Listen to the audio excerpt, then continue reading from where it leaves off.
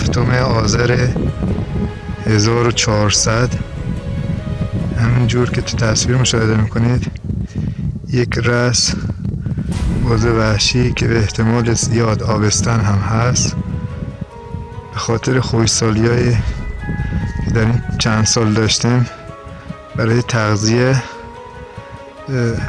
به سمت این بادوم کوهی آمده و متاسفانه دست راستش گیر کرده و همینجور تلف شده.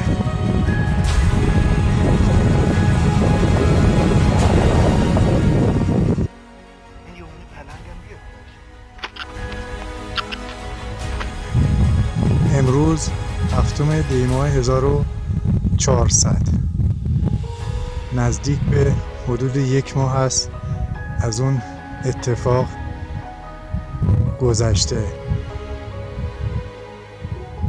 همون اتفاقی که یک بز وحشی در حال تغذیه از با یک بادوم وحشی بود دستش گیر میکنه و همینجور تلف میشه و همینجور که مشاهده میکنید حدود 1 ماه یه چیزی از لاشه باقی نمونده، اونم تو این ارتفاع.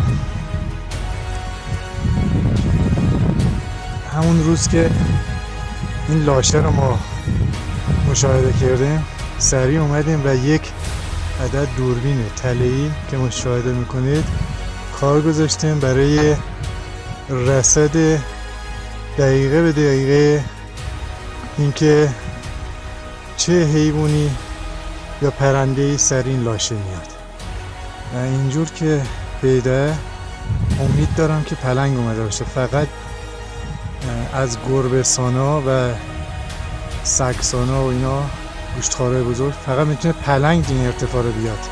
امیدوارم که همین اتفاق رخ داده باشه.